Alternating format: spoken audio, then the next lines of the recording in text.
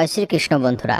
কি হলো যখন একজন সাধুকে রাম মন্দিরে প্রবেশ করতে দেওয়া হলো না, আর তারপরে সিদ্ধ সাধক যা করলেন তা দেখে মোদী সরকার পর্যন্ত অবাক হয়ে গেল। বন্ধুরা, এই ঘটনাটা সেই দিনের যখন প্রায় 500 বছরের প্রতীক্ষার পর অবশেষে অযোধ্যার রাম মন্দিরে রামলালার প্রাণ প্রতিষ্ঠার আয়োজন করা হয়েছিল। এই দিন দেশের বিভিন্ন প্রান্তের সাধু সন্তরা উপস্থিত ছিলেন রামলালার প্রাণ প্রতিষ্ঠার উৎসবে। কিন্তু সকল সাধুদের মাঝে একজন সাধক এমনও ছিলেন যাকে রাম মন্দিরে প্রবেশ করতে বাধা দেওয়া হয়। আর তারপর এমন এক অলৌকিক ঘটনা ঘটে যা দেখে চমকে ওঠে সবাই। কিন্তু কেন তাকে রাম মন্দিরে ঢুকতে দেওয়া হলো না, আর তারপর কি এমন অলৌকিক ঘটনা ঘটলো যা অবাক করে দিল সবাইকে, এই সব প্রশ্নের উত্তর পেতে আজকের এই ভিডিওটি শেষ পর্যন্ত অবশ্যই দেখুন। বন্ধুরা, ভিডিওটিতে এগোনোর আগে আপনাদের কাছে একটু অনুরোধ রাখছি, আপনারা যদি এই চ্যানেলে প্রথমবার এসে থাকেন তাহলে অবশ্যই চ্যানেলটি সাবস্ক্রাইব করবেন এবং বেল বাটনটি অন করে দেবেন যাতে সমস্ত ভিডিওর নোটিফিকেশন আপনার কাছে পৌঁছে যায়।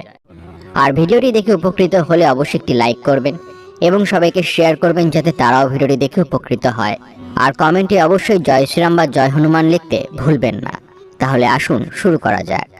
22শে জানুয়ারি 2024 এই দিন সকলে খুব আনন্দিত ছিল, কারণ এই দিন অযোধ্যার রাম মন্দিরে রামলালার প্রাণ প্রতিষ্ঠা হতে যাচ্ছিল। রাম মন্দিরের জন্য বহুকার সেবক নিজের প্রাণ দিয়েছেন, তাই 22শে জানুয়ারির দিনটা ছিল তাদের উত্তরসূরি বা পরিবারের কাছে সবচেয়ে গুরুত্বপূর্ণ এবং বিশেষ একটা দিন। 500 বছরের দীর্ঘ সংগ্রামের পর রামলালা এই দিন পুনরায় অযোধ্যার সিংহাসনে বসবেন, তাই গোটা দেশবাসী আনন্দে আত্মহারা হয়ে রামলালার প্রাণ প্রতিষ্ঠার উৎসব শুরু হওয়ার আগে অপেক্ষা করছিল। মুঘল আমলের ইতিহাস থেকে জানা যায়, সেই সময় বহু ঋষিমুনি রাম মন্দিরকে রক্ষা করার জন্য মুঘলদের বিরুদ্ধে যুদ্ধ করেছিলেন। এই যুদ্ধে প্রাণ হারিয়েছিলেন প্রায় 4000 ঋষিমুনি। তাই যখন 22শে জানুয়ারির দিন রামলালার প্রাণ প্রতিষ্ঠার দিন নির্ধারণ করা হলো, তখন স্বাভাবিকভাবেই দেশের বিভিন্ন স্থান থেকে বহু সাধু ঋষিমুনি অযোধ্যার রাম মন্দিরে প্রাণ প্রতিষ্ঠার সমারোহে উপস্থিত থাকার জন্য অযোধ্যায় পৌঁছে গেলেন। এই সাধুদের মধ্যে একজন এমন সাধু ছিলেন যার জন্ম হয়েছিল মুসলমান পরিবারে, কিন্তু বেড়ে ওঠার সাথে সাথে তিনি উপলব্ধি করেছিলেন সনাতনী পরম ধর্ম। তিনি সংস্কৃত শেখেন, শাস্ত্র পড়ে জানতে পারেন কেবল সনাতন ধর্মেই ভগবানের বর্ণনা রয়েছে। মহাভারতের কুরুক্ষেত্রের যুদ্ধে শ্রীকৃষ্ণ নিজেকে ভগবান বলেছেন। তাই 17 বছর বয়সে তিনি গৃহত্যাগ করে এক সিদ্ধ সাধকের সান্নিধ্যে দীক্ষা নেন এবং সনাতন ধর্ম গ্রহণ করেন। আর ইমতিয়াজ আলী থেকে হয়ে ওঠেন স্বামী বালমুকুন্দজি। এরপর থেকে তিনি বৈদিক শাস্ত্রে পাণ্ডিত্য অর্জন করেন। তাই খুব কম সংখ্যক মানুষই জানতে পারেন যে বালমুকুন্দজি একজন মুসলিম এবং তিনি মুসলিম পরিবারে জন্মগ্রহণ করেছিলেন। তিনি মনে করেন শ্রীরাম তার ইষ্ট দেবতা, তাই তিনি পরমানন্দে রামলালার প্রাণ প্রতিষ্ঠার উৎসবে সামিল হওয়ার জন্য অযোধ্যায় রওনা হয়ে গেলেন। তবে তিনি জানতেন না, ইতিমধ্যেই দেশবাসীকে অযোধ্যায় না যাওয়ার অনুরোধ জানিয়েছেন প্রধানমন্ত্রী নরেন্দ্র মোদী।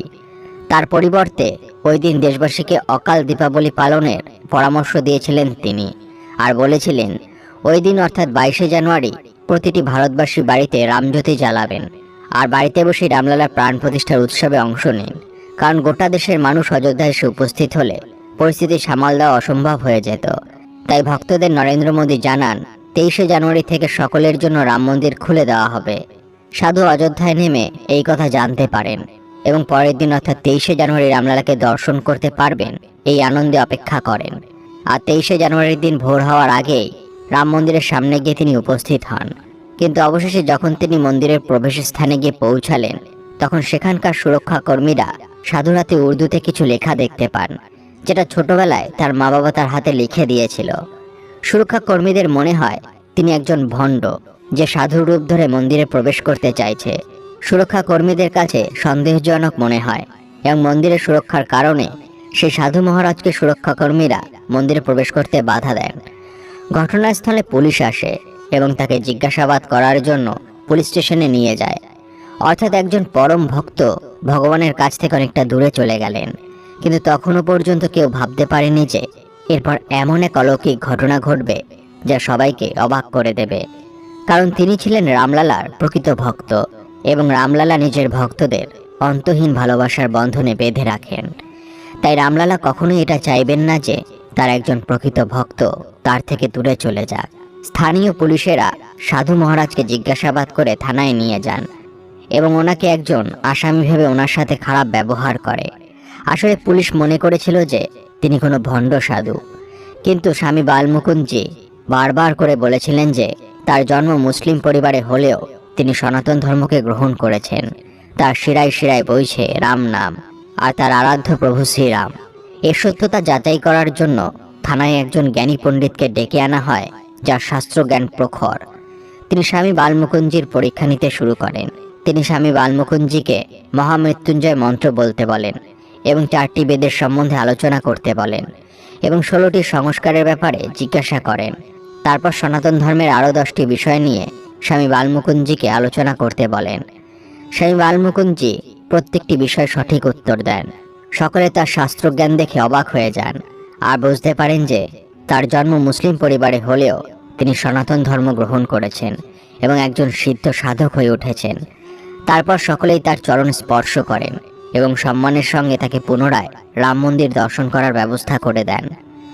এরপর তিনি যখন রাম মন্দিরে পৌঁছান তখন মন্দিরে দর্শনার্থীর ভিড় খুব কম ছিল, কিন্তু যেমন যেমন করে সময় এগোলো দর্শনার্থীদের ভিড় বাড়তে লাগলো।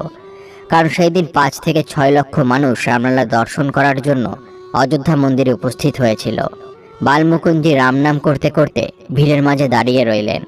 কথায় আছে, ভগবান কখনো তার ভক্তদের ক্ষতি হতে দেন না।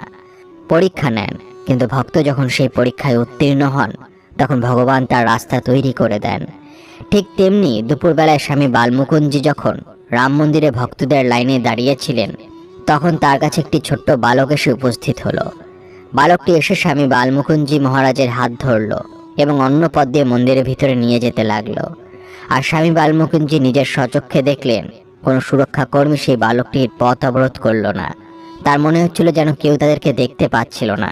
কিছুক্ষণের মধ্যেই বালকটি স্বামী বালমুকুন্দজি মহারাজকে রামলালার মন্দিরের ভিতরে নিয়ে এলো এবং খুব কাছ থেকে তিনি রামলালার দর্শন করলেন।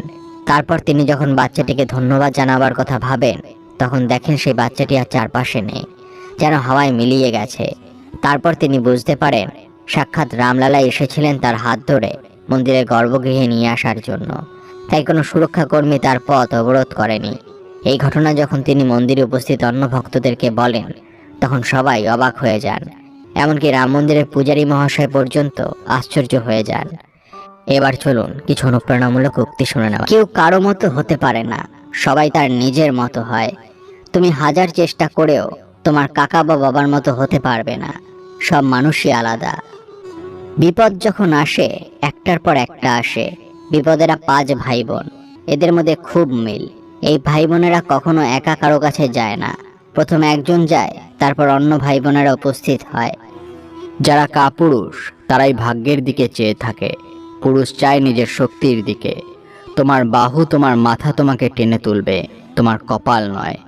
যদি সর্বোচ্চ আসন পেতে চাও তাহলে নিম্ন স্থান থেকে আরম্ভ করো। নষ্টদের কোনো দল নেই, এরা স্বার্থের জন্য সকল পরিচয়ে পরিচিত হতে চায় যা তাদের স্বার্থের অনুকূলে যায়। তুমি একটা খারাপ কাজ করছো, তার মানে তুমি একজন মানুষ। তুমি সেই খারাপ কাজটার জন্য অনুতপ্ত, তার মানে তুমি একজন ভালো মানুষ। ভদ্র ছেলেদের জন্য মেয়েদের মনে কখনো প্রেম জাগে না, যা জাগে সেটা হলো সহানুভূতি। পতন অনেক ক্ষেত্রে সত্য উপলব্ধি করতে সাহায্য করে। অনেক কিছু ফিরে আসে, ফিরিয়ে আনা যায়, কিন্তু সময়কে ফিরিয়ে আনা যায় না। বন্ধুরা, ভিডিওটি দেখে যদি ভালো লাগে তাহলে অবশ্যই একটি লাইক করবেন এবং সবাইকে শেয়ার করবেন যাতে তারাও ভিডিওটি দেখে উপকৃত হয়।